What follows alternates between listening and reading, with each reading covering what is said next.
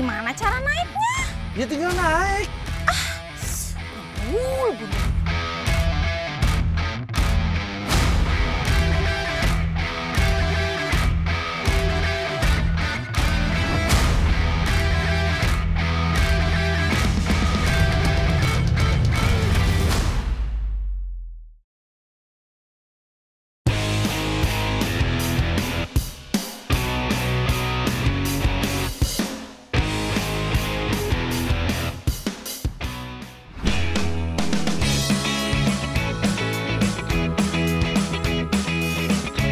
Kali ini aku lagi panen kentang nih lur. Tepatnya di Desa Sukalilah, Kecamatan Sukaresmi, Kabupaten Garut. Kentang berasal dari dataran tinggi Chili, Peru, dan Meksiko, dan mulai masuk ke Indonesia pada zaman kolonial Belanda tahun 1794. Ternyata daerah pertama yang menanam kentang adalah di sekitar kota Cimahi, Jawa Barat lur. Namun baru dikenal luas di Indonesia sejak awal abad 19. Cukup lama juga yo lur. Sejak awal tanam, kentang sudah dapat dipanen ketika sudah berumur 100 hari. Karena tumbuhan kentang ini menyemak dan menjalar, untuk memanen kentang pun cukup mudah lur. Hanya tinggal ditarik sambil digali sedikit, kentang pun langsung terlihat. Ih, Gundul sama pisan di mana? Iya kentang loba geningan. Gundul. Gundul sama pisan. Gundul di mana? Iya kentang loba rek masak kumaha atuh ih.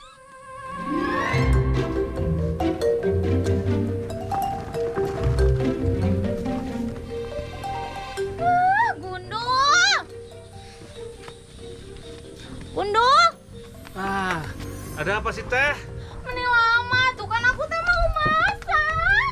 Kan aku tadi udah bilang, aku bantu dulu panen. Aku teh nungguin teh udah sejam. Sejam apaan? Baru juga setengah jam. Nggak mau meni lama aku teh mau masak. Iya sebentar aku bantu. Ini kan banyak kentangnya. Iya kalau pengen cepet ya bantuan. Gini nih, kalau ngomong sama orang yang lagi lapar, marah-marah terus, ya mbok sabar gitu loh. Teh, kalau ngambilnya begini, kapan selesainya teh? Kotor. Hah? Ribet banget punya teteh satu nih. Terus ini gimana? Ya diisi. Sendiri? Ini satu-satu nanti aku naikin dulu.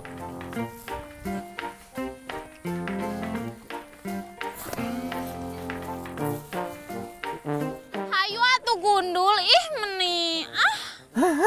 Ayo. Hele Gundul. Hari aku duduknya di mana? Lah, duduk di mana? Lah kan teteh tadi kesini jalan, ya pulang jalan lah. Pengen dibonceng Gundul. Mau duduk di sini, nggak mau jalan capek. Duduk di sini. Tinggi loh.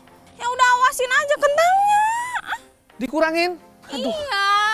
Aduh bikin repot kerjaan. Ih, Gundul ini satu lagi kebawahin. Teh, aku di sini kerja. Masa aku udah kesini jauh-jauh, pulang nggak bawa kentang juga? Terus aku duduknya Udah pulang aja lah jalan. nggak mau nggak mau. Ya kalau mau duduk di atas sini nggak mau udah.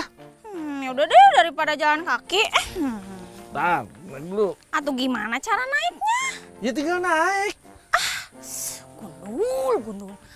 Mau jalan? Iya, ini teh pakai samping Gundul. Aku teh. Kamu jalan, sono jalan. Enggak, aku tetap marah. Udah, sekarang yang penting tes ini pegangan aku aja yang kuat supaya gak jatuh. Soalnya medannya cukup ekstrim loh. Selain ditanam di dataran tinggi, alasan lainnya menanam di daerah perbukitan juga menghindari genangan air saat musim hujan. Malah bisa berabe, gagal panen lur.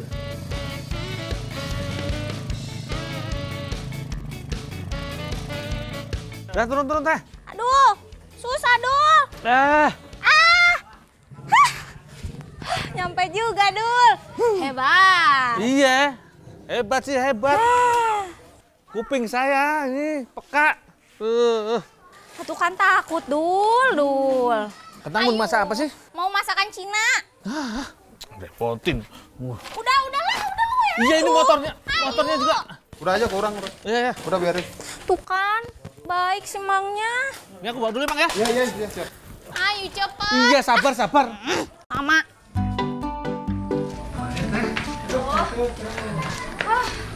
Dul, aku bikin dulu bannya lah. Terus ini kentangnya? Bersihin, cuci. Dikupas nggak? Gak usah, mau dikulup. Oh iya. Oke. Akhirnya terbebas juga dari omelan Teh Cindy, Lur.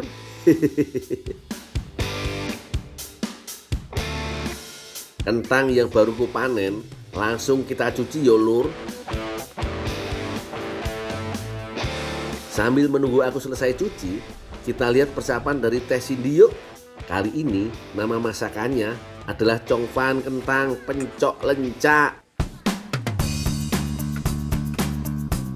Bahan-bahannya sederhana aja. Ada lencak tentunya, tepung beras, tepung tapioka, minyak, bawang putih. Supaya rasanya makin jos, aku juga pakai cabai merah dan rawit. Pertama, ulek dulu bumbunya, Lur. Haluskan bawang putih, cabai rawit, dan gula aren. Ditambahkan gula aren supaya cita rasanya makin lengkap nih. Supaya makin gurih, nggak lupa tambahkan juga garam, kaldu bubuk, juga merica. Ulek hingga halus ya, Lur. Kalau sudah begini, baru tambahkan lencaknya dan ulek kembali. Nggak usah sampai halus ya, Lur, supaya masih terasa tekstur lencaknya ya. Teh, udah dicuci Teh. Nyuci aja lah mah gundul mah. Ya udah tuh sok minta tolong tuh rebusinnya di sana. Cuma minta tolong aja. Lama. Jangan lama. Sekarang saatnya aku merebus kentang, Lur. Rebus kentang sekitar 10 hingga 15 menit hingga kentangnya empuk yo. Kalau sudah matang seperti ini, baru ditumbuk hingga halus.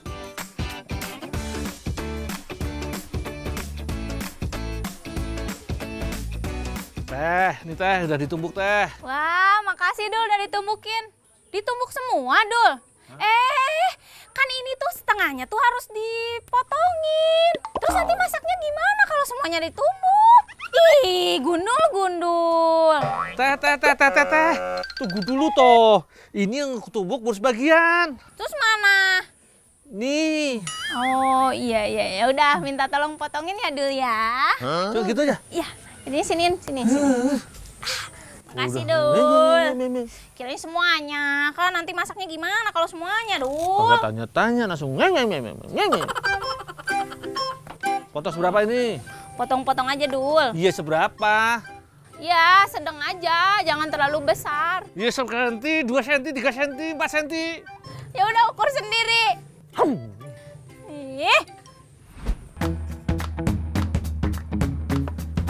Lanjut, kita potong, Lur, menjadi bagian-bagian kecil seperti ini. Sekarang kita lihat Teh Cindy lagi bikin adonan congfan yuk. Kentang yang tadi sudah ditumbuk, campurkan dengan tepung beras serta tepung tapioka. Kemudian aduk hingga rata. Setelah rata, tambahkan air sedikit demi sedikit hingga teksturnya agak cair. Ini Teh udah diiris semuanya. Tuh, giliran motongin aja cepet.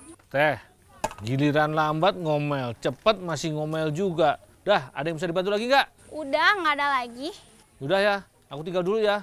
Ih, tapi jangan jauh-jauh. Nanti aku pusing nyariinnya kalau jauh-jauh. Iya, aku sebelah rumah aja. Iya, awas ya kalau pusing. jauh Teh. ya. Iya. Yang jauh-jauh. Untuk membuat kulit congfannya juga gampang aja lur. Tuangkan sedikit adonan dan kukus selama kurang lebih 5 menit. Nggak usah banyak-banyak ya lur adonannya, karena kita mau kulitnya tipis sekali. Tapi nggak setipis kesabaran aku padamu kok.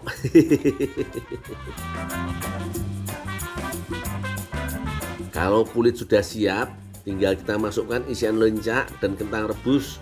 Kemudian digulung di dalam loyang. Nah, sudah jadi deh masakan kita hari ini. Congfan kentang pencak lencaknya. Ini perpaduan negeri Cina dan tanah Sunda. Menu hebat lur. Teh, mending sekarang makan aja yuk. Laper. Ini sih emang sih banget rasanya lur. Rasa manis, asin, gurih dan pedas bener-bener pas banget. Sehat dan enak. Kurang apa lagi coba.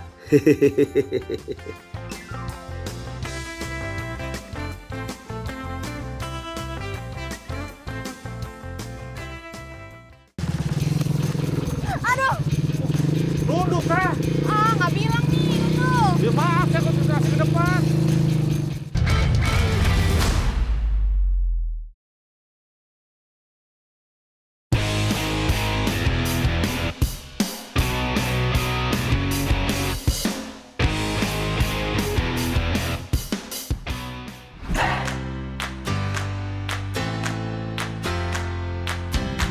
Enaknya lur, sore-sore gini motor-motoran di perbukitan sambil menghirup udara bersih.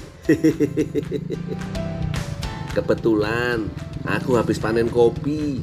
Ya walau gak terlalu banyak, tapi cukuplah untuk diolah.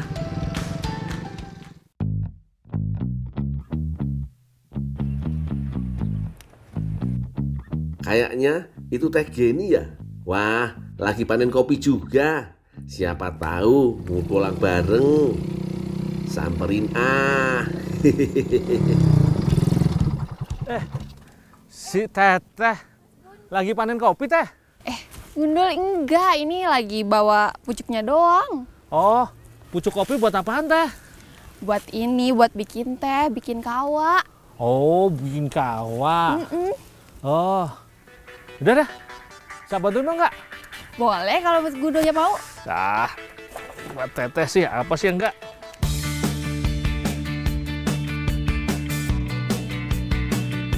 Daun yang kita petik yang masih muda ya lur. Biasanya pada bagian pucuk. Siapa sih yang tidak mengenal kopi? Tanaman yang berasal dari Ethiopia dan Eritrea ini cukup digemari di Indonesia. Tapi tahu gak lur, kalau di Indonesia daun kopi sudah mulai diolah sejak abad 19 menjadi minuman. Karena saat itu kopi merupakan komoditi yang bernilai tinggi.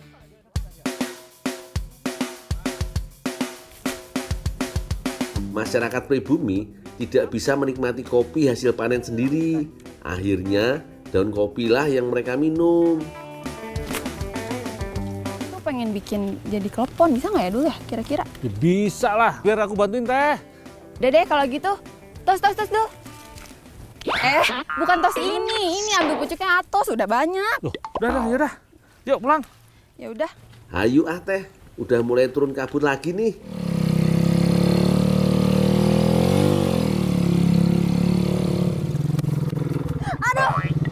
Nunduk teh. Nggak bilang nih, Gundul. Ya maaf, saya konsentrasi ke depan.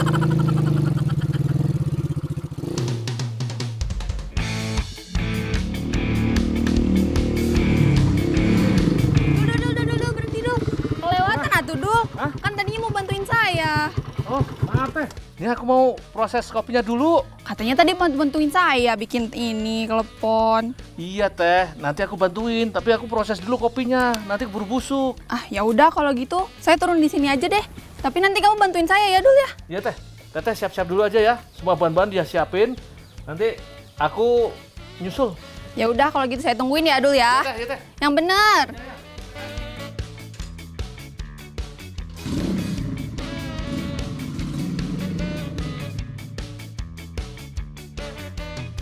Sesampainya di rumah, aku disuruh bantu untuk tumbuk kopi. Soalnya Teh Iis lagi menyangrai kopi.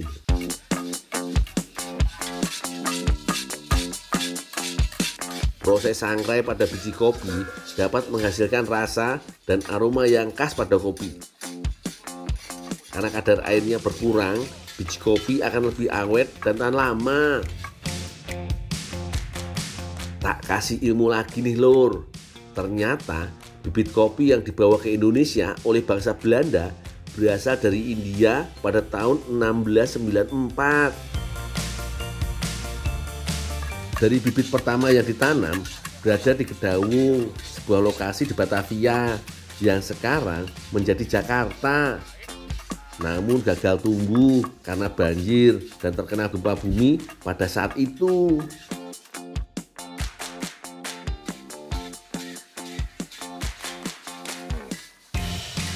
Sesudah ditumbuk, kopi akan langsung diayak. Teh, Ya. udah selesai nih numbuknya. Oh iya, terima kasih ya, Dul. Minta dikit ya teh ya. Boleh. Buat campuran masakan. Ya, boleh. Ya, bawa aja yang banyak. Teh, sini ya teh ya. Ya, Atur nuhun teh. sami-sami.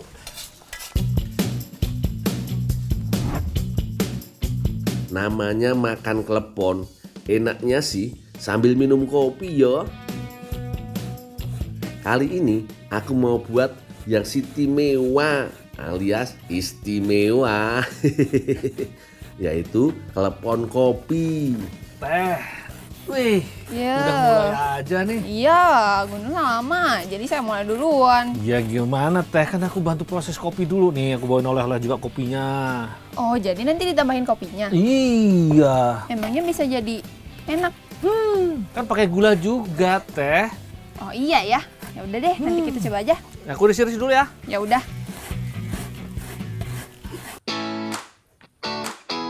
Sekarang aku mau iris daun kopinya dulu lur. Daun kopi memiliki kandungan antiinflamasi sehingga dapat mencegah peradangan. Teh, ini nanti campurin di adonan nih teh. Oh, daunnya dicampurin ke adonan aja. Ini sebagian dicampur ke adonan, bagian untuk selainya. Nah, aku buat selainya dulu ya. Ya udah, nanti saya bikin yang Ya. adonannya. Buat isiannya.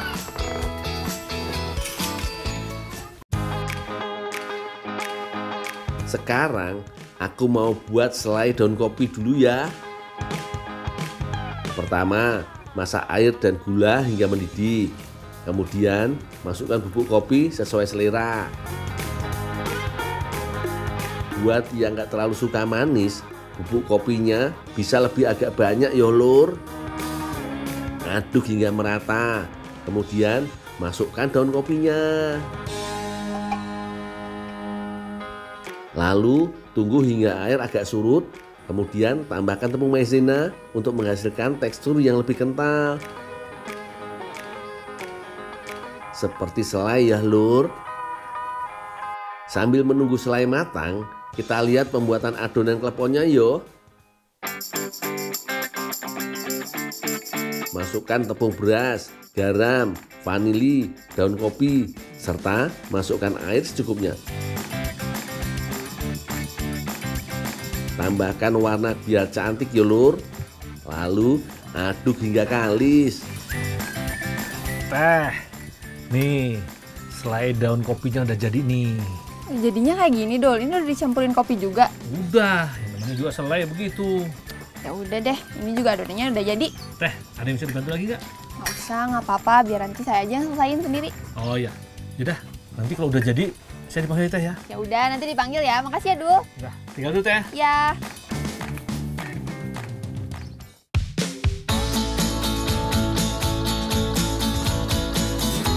Bulat-bulatkan adonan sampai bentuknya sempurna. Pipihkan dan masukkan isian selai yang sudah kita buat tadi. Mudah kan lur?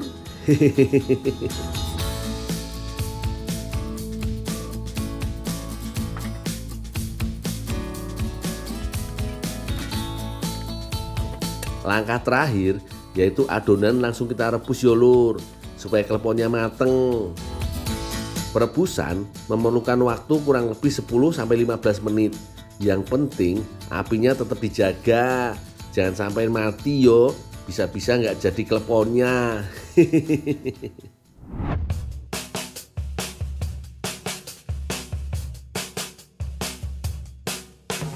Ini dia lur, klepon daun kopi ala si gundul. Lihat tuh, warnanya emang menggoda banget ya. Cocok buat cemilan sore-sore. Gak sabar rasanya, pengen cicipi. Yuk dicicipin dah.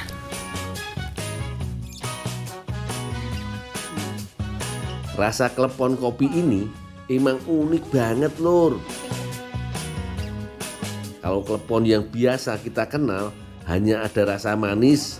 Kalau yang ini diimbangin sensasi rasa sedikit pahit dari kopinya. Bener-bener rasanya kayak lagi makan klepon sambil nyeruput kopi nih lur. Monggo dicoba lur.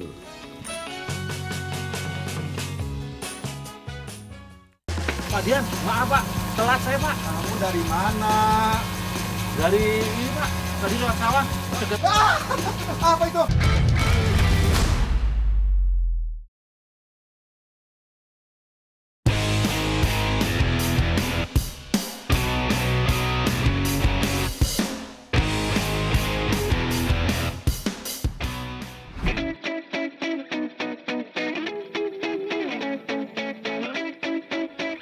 Lur, piye kabare?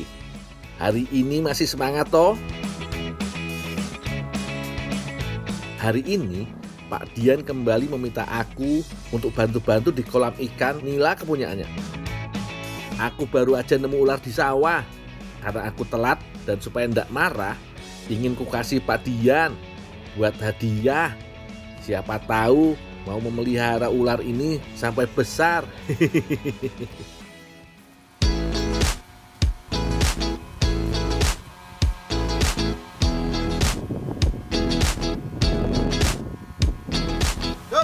Gondol kemana Gondol? Dari tadi belum datang nih Pak.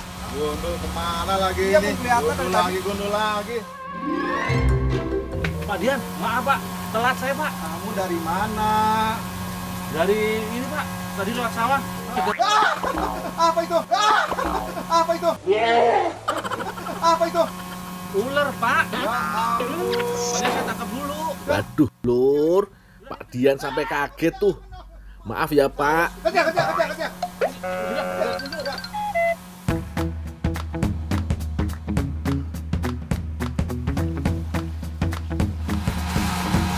Masuk. Belum kelar ini. Masih ada yang bisa dibantu? Ada. Oh iya lur, aku lagi ada di Subang, Jawa Barat. Tepatnya di wilayah Kecamatan Cijambe. Ada banyak tempat budidaya ikan air tawar seperti nila dan ikan mas. Nah, salah satunya milik Pak Dian Kustiadi ini lur.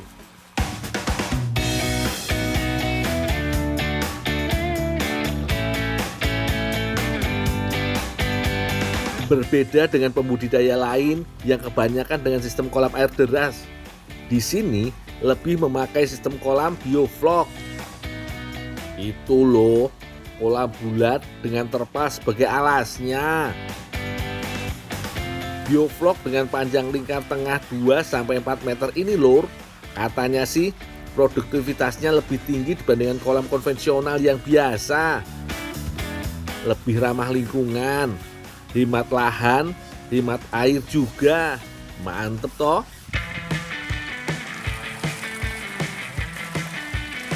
Lur, budidaya ikan nila terbilang lebih menguntungkan dibandingkan jenis ikan tawar lainnya. Biasanya ikan nila sudah bisa dipanen saat menginjak usia 4 bulan. Terbilang cepat toh, apalagi peminat dan harga pasar yang cukup stabil. Sekali panen, biasanya ikan nila akan sekaligus disortir berdasarkan ukurannya.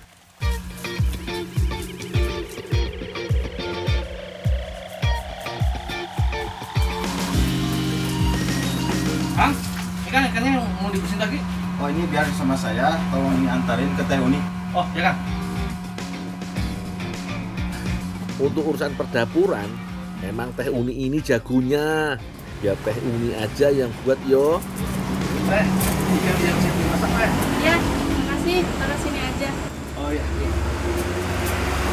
Enggak boleh, Teh ya? Ya, makasih ya, Dul. Dul, buat kamu, buat usaha supaya bisa sukses kayak saya. Oh, benar juga ya Pak ya.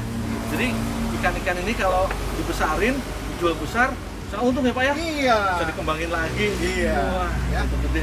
Ya, makasih ya Pak ya. Oke ya, mudah-mudahan lancar. Usaha nih buat modal.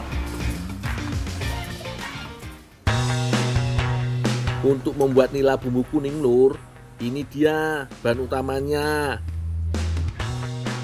Cara membuatnya mudah kok, Lur. Semua komposisi bahan tadi tinggal masuk blender. Simple toh, Lur. Supaya nila frozen bumbu kuning gak cepat basi atau berbau langu, bumbu yang sudah halus harus dimasak sampai mateng yo. Kemudian tambahkan daun salam dan daun jeruk supaya ada wanginya makin semeriwing. Kalau bumbu udah mulai meleguduk, bisa masukkan ketumbar yang teksturnya setengah halus yo. Jangan sampai ketinggalan lada bubuk dan garam. Sip lah, semua bahan bumbu udah masuk. Tinggal tunggu matangnya aja, Lur. Gak sampai 15 menit udah siap nih buat ke proses selanjutnya.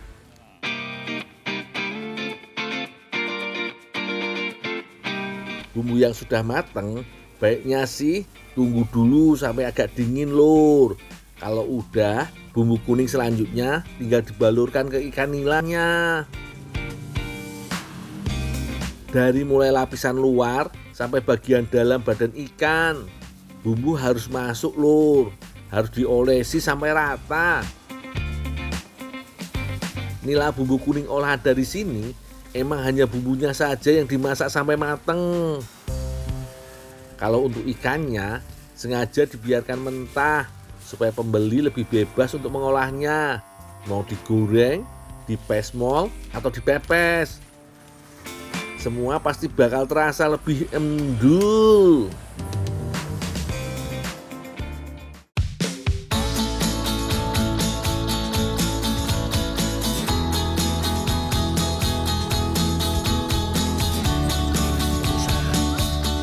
Teh Oca, Dapat ikan dari mana? ini dikasih juragan. Wah, cocoknya buat dimasak tuh, Dul. Ah, jangan. Ih, nggak apa-apa, Dul. Dimasak aja. Ini mau pakai usaha biar aku bisa berkembang. Enak loh, Dul, kalau untuk dimasak. Emang mau dimasak apa? Sekiranya enaknya dimasak apa ya, Dul? Kalau mau digoreng, di sayur mah biasa. Nih, kalau dimasak taiyaki asik tuh. Kayaknya ada bagus tuh, Dul. Oh, boleh yuk. Kita masak aja ya, Dul. Yuk. Yuk.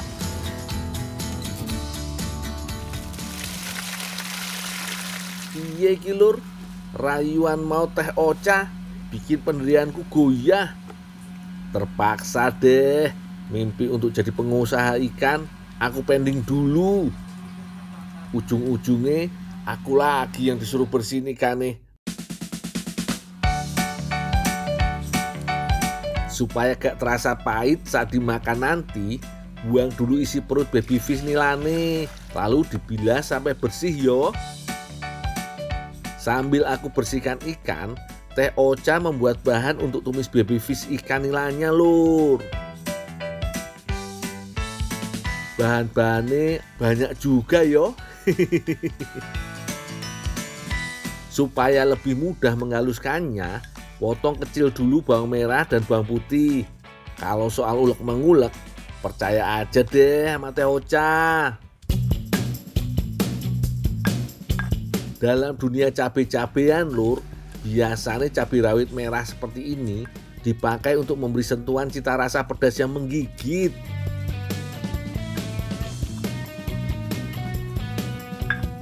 Kalau cabai merah besar seperti ini, walau tidak sepedas cabai rawit, tapi bisa bikin warna bumbu jadi lebih merah, Lur. lebih cantik pastinya. Supaya rasanya lebih seimbang, beri gula merah secukupnya biar makin tambah lezat. Oh iya lur, untuk isian taiyaki biasanya sih memakai pasta yang terbuat dari kacang merah. Tapi kalau dipikir-pikir, pakai kacang tanah yang udah digoreng bakalan enak juga kayaknya.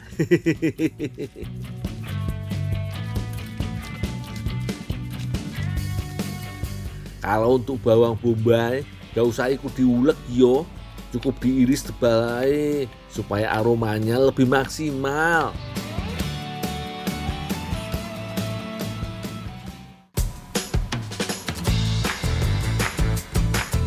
Kalau bahan untuk taiyakinya juga gak kalah banyak iki.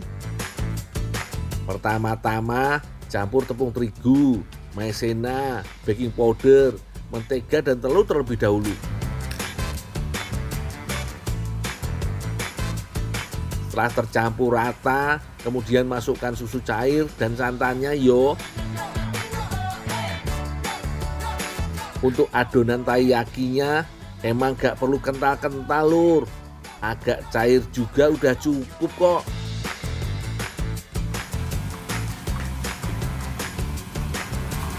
Cak, Iya Dul. ini ikannya udah aku bersihin teh. Makasih ya Dul ya. Oh iya Dul, ini sekalian tolong tumisin ya Dul. Ditumis sekalian. Iya. Oh ya. Jangan lupa ikannya digoreng dulu, terus baru ditumis. Oh iya. Makasih Dul. Sambil tunggu Teh Ocha membuat adonan taiyaki jadi beberapa warna, biar aku urus aja tumisan baby fish untuk isiannya lur.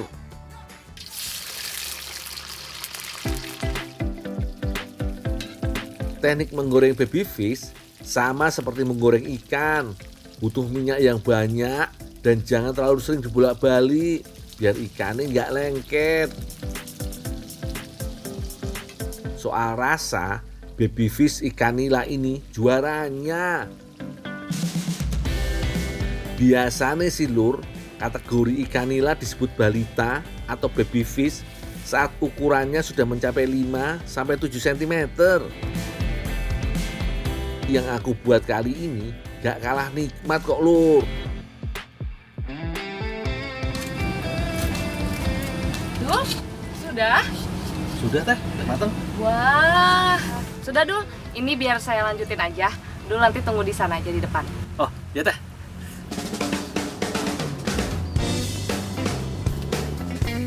Katanya sih di negara asalnya Jepang, bentuk ikan menjadi lambang keberuntungan dan kebahagiaan lur.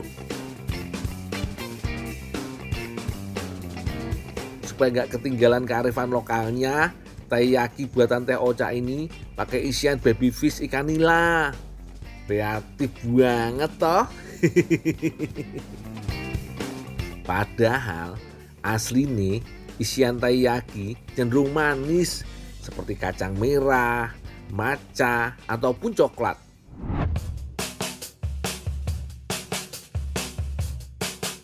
Ini dia taiyaki nila baby fish yang aku dan Teh Ocha buat. Soal rasa jangan ditanya deh. Ini hasilnya Dul. Kita coba dulu deh.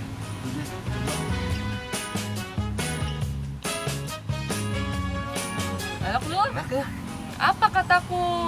Manis adonan luarnya berpadu sempurna dengan pedas gurih baby fish ikan nila di dalamnya. Yummy banget lur. Jos gandos kotos-kotos.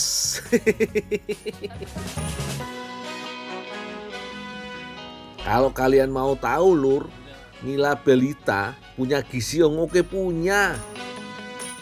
Nila baby fish yang bisa disantap utuh beserta tulang-tulangnya dipercaya lebih berkhasiat ketimbang makan daging ikannya saja. Monggo dicoba di rumah yo.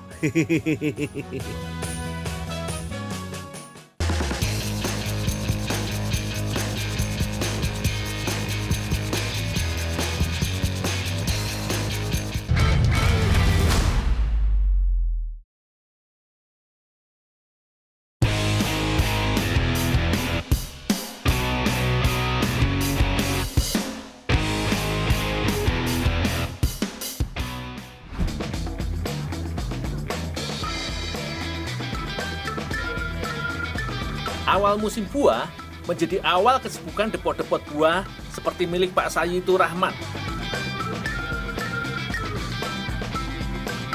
Kali ini giliran mangga yang datang.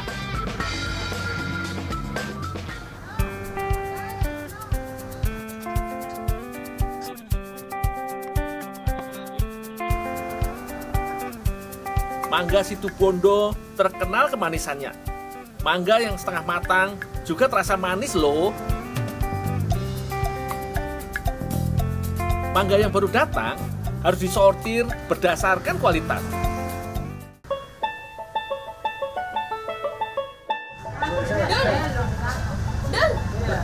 Kamu dari tadi tak cariin. Mau mangga nggak? Enggak, aku mau minta kulit mangganya aja ya. Buat apa kulitnya? Mangganya cukup banyak. Dimasak buat jajan. Emang enak kulitnya nggak? Bang, kulit mangga taruh mana, Bang? Sana di belakang. Tadi, jangan dibuang kan? Enggak, sana banyak ambil. Ada nanti di belakang. Mbak Dika pulang aja dulu, biar nanti aku antar. Ya deh, transfer ya. Ya.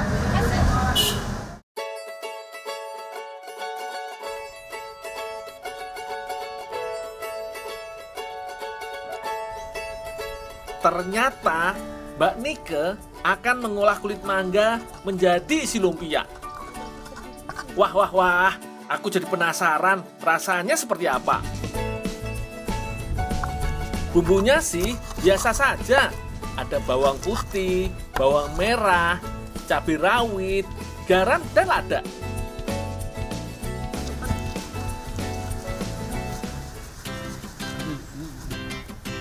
Untuk jadi isi lumpia, aku harus mengiris kulit mangga kecil-kecil.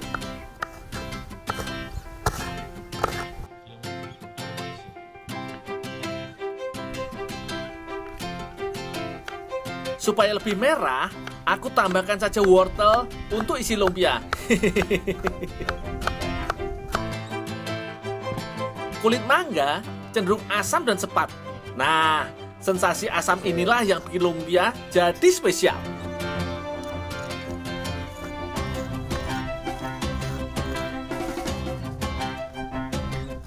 Dul, Ya, Pak. tolong itu ditumis dulu ya, kulit mangga sama wortelnya. Oh, ya, Pak. Ini bumbunya.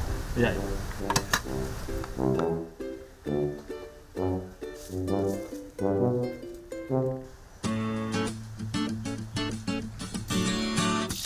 Semua bumbu aku tumis. Kalau baunya sudah agak harum, baru irisan kulit mangga dan wortel dimasukkan.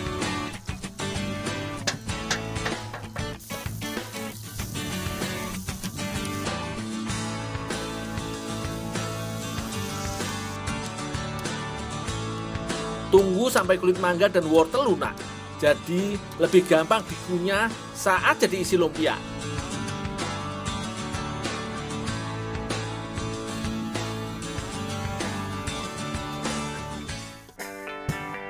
Kalau membuat kulit lumpia, Mbak Nike ahlinya.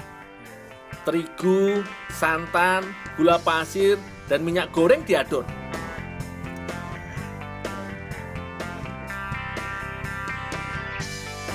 Lalu tambahkan telur. Setelah jadi adonan, tinggal dimatangkan di atas wajan datar. Kalau mau dapat kulit lumpia yang bagus dan matang merata, sebaiknya pakai api sedang. Terus, wajan harus langsung diputar agar adonan merata di seluruh permukaan wajan.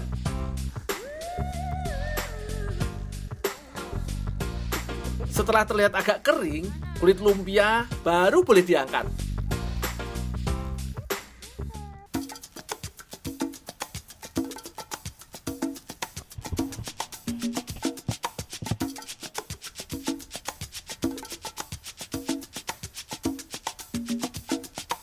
Kelihatannya mudah, tapi ternyata susah juga membungkus isi lumpia.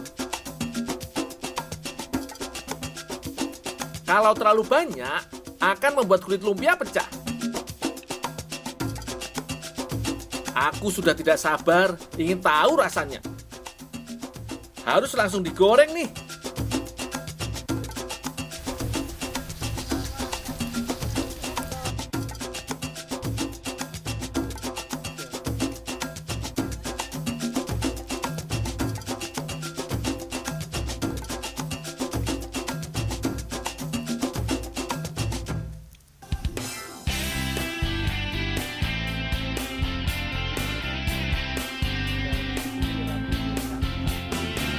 Woi, Pak, ayo sini Pak, jajanan Pak.